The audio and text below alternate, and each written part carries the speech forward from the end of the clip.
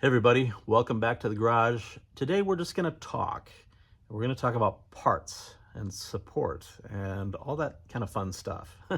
If you are a Audi fan here in the United States and you're on social media, you have no doubt seen the post from Audi Club North America about a survey trying to get Audi Tradition Parts sold here in the US. Again, I am probably pretty pessimistic about this because this carrot has been dangled a number of times in the past. And as a long-term Audi owner slash fanatic at one point, I've kind of lost hope. I mean, the brand, for a brand whose name in Latin means to listen, they sure don't listen very well to their longtime fans. And yeah, so fingers crossed it works out, but there's also a downside to this I potentially see. And let's say the floodgates open and we do get Tradition Parts here in the States.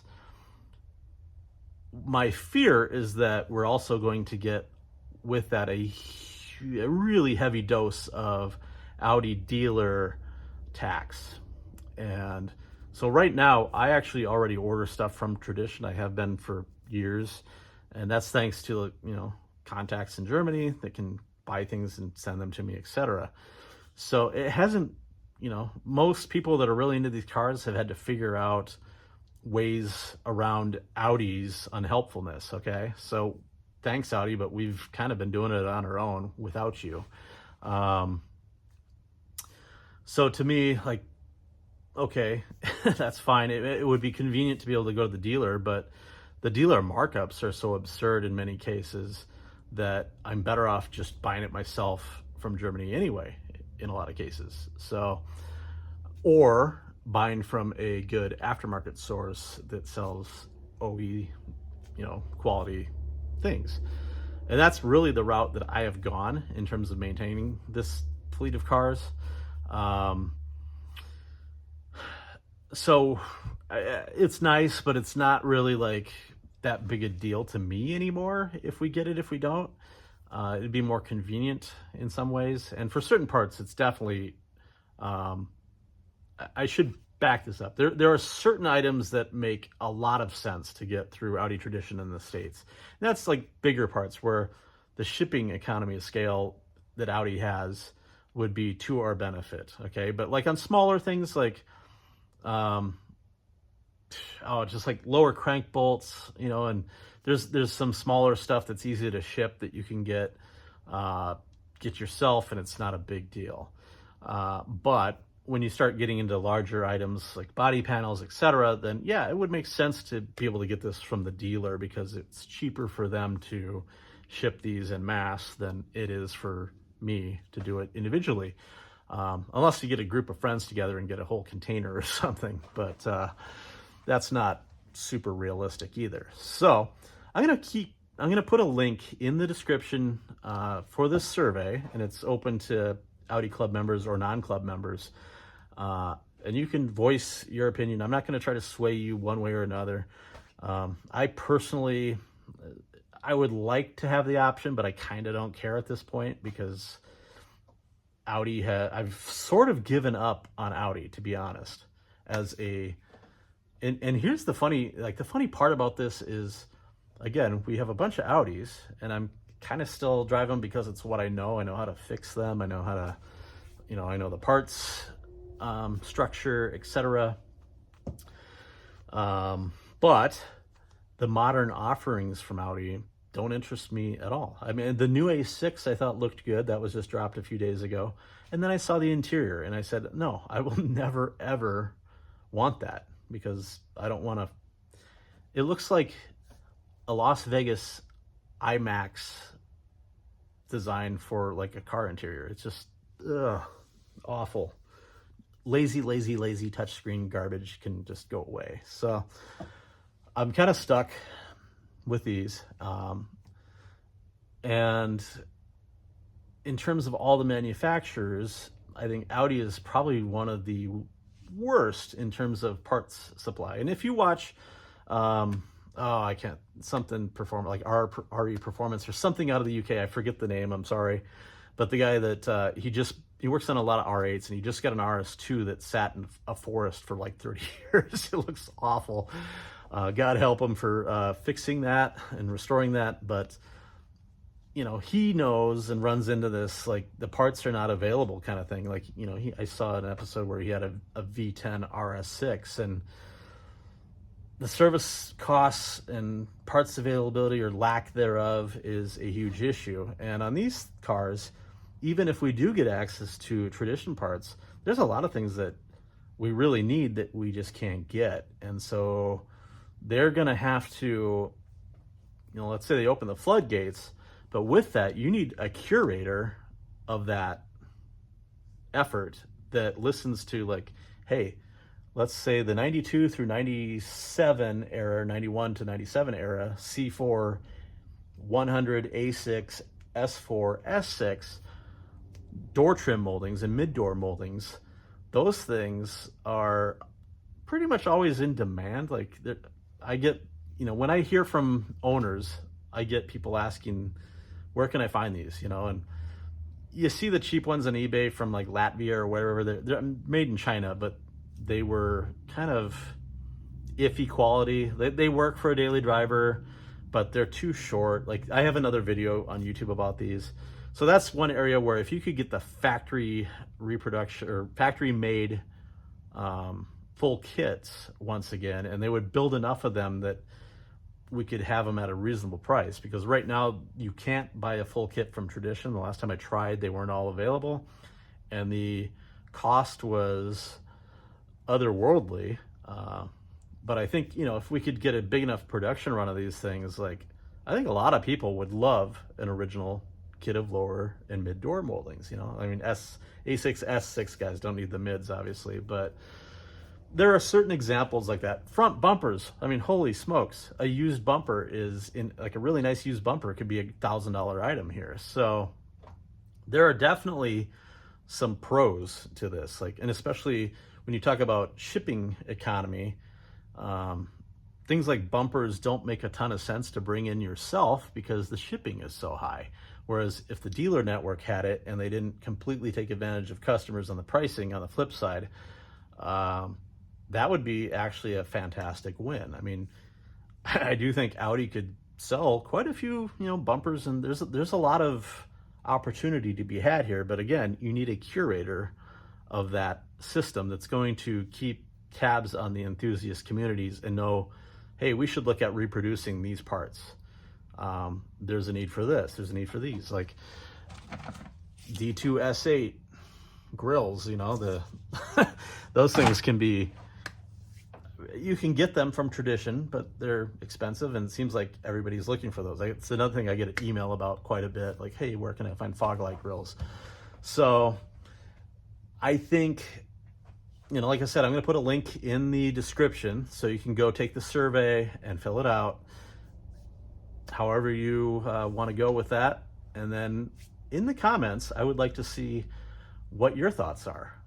As for me, like I said, I have a connection already, and it's like, it works for the most part for most things. But to me, like, I'm happier that I've been using this. So not a promotion thing, but I use a site called spare2.com, SPARETO.com. And they are out of Latvia, I believe.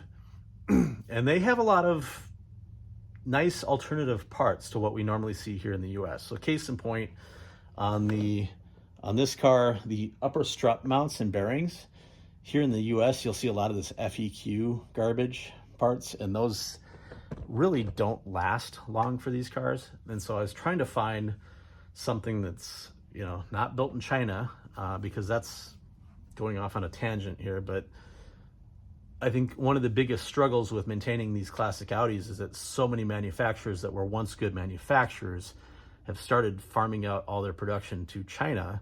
And while it might look like the same thing, it ends up being just hot trash. Okay, so if you've watched my C4 A6 video about the coolant expansion tanks here.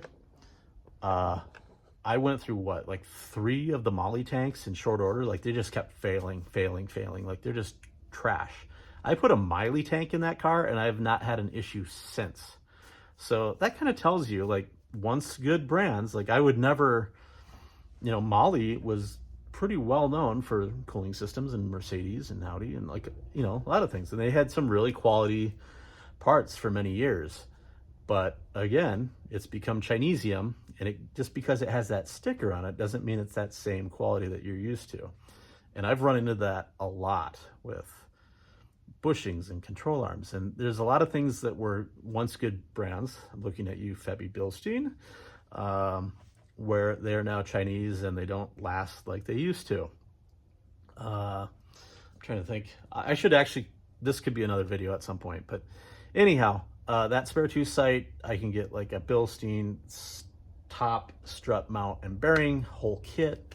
Very nice. I put them in my white car. They've been going great for a little over a year now. And I think that's more important to me, is having a good kind of OE aftermarket. But again, the struggle is, and even if Audi does this, like say they, Tradition, like Audi's not building all of these parts. They're sourcing these parts from the OE manufacturers.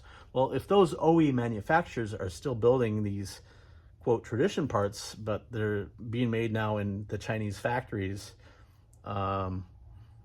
and we're just paying the Audi tax on top of that, big deal. Like those aren't really the quality Audi parts that we once had. At least that's been my experience. Like, you guys let me know how it's been for you, but I've definitely felt a difference in that. And I've just, I don't even drive these cars as much as I used to, and I'm seeing things fail quicker than they used to. Okay, so but anyhow, enough of my rambling for now. I just, like, again, I said, for a company whose name in Latin means to listen, they sure haven't been listening to their customers. At least their longtime enthusiast customers have been largely ignored for years. And backstory, I was the original webmaster for the Audi Club when it was Audi Quattro Club USA from 96 until about 02, 03. And at the time, the executive director of the club was a woman by the name of Karen Chadwick, who, she and her husband Joe were, lovely couple and people. They had a V8 Quattro and they had an S6 Avant, C4, so S6 Avant. And I can remember having conversations with Joe and Karen back in like 2000, 2001 about how tricky, it was becoming tricky to find the bits to maintain the cars at that point. And so that was a conversation, like, and Quattro parts, I mean, they just weren't being supported. Even back then, like, it was quite evident that they weren't getting the support that, like, say, Porsche and BMW and Mercedes were. And one of my good friends, I grew up in North Iowa, like, he was a mechanic, and so I'd see what was in his shop. He worked on nothing but German and exotic weird stuff. And he would say the same thing. He's like, yeah, Mercedes, like, you could find most anything, in Porsche you could find most anything at that time. And it was more of a struggle. And BMW, to their credit, was also quite good. Even when I was a service manager at a shop, pretty much anything but Volkswagen Audi, ironically, except for some aftermarket support. So anyhow, again, hopeful, but it's not really the great Christmas gift that I'm hoping for, or that I think will change the world ultimately. But I would love to hear your thoughts. Seriously, like, let me know, what's your struggle? Do you think it's good, bad? Again, like I said, economy of scale stuff, like big bumpers, bringing over a bunch of bumpers and things, like, easier for the dealer to ship those things than for us individually. So I think there are some definite bonuses if this goes through, but I do fear the flip side. Like I said, the Audi tax, and, like, are these just Chinesium repops of formerly good parts that look the part but don't really perform like they once did. So hate to say, like, I'm an old guy, like, get off my lawn, but you know, that's sort of the way it feels lately. There's a lot of corner cuts and outsourcing and that sort of thing, and that's really probably one of the worst parts of trying to maintain one of these cars, especially in the States, and I would say even globally. I mean, you guys are stuck trying to deal with finding the best quality part to replace something, and brands that you once knew you could trust are now sort of shadow brands. So that's maybe the bigger picture. But anyhow, thank you for watching, and we'll catch you next time.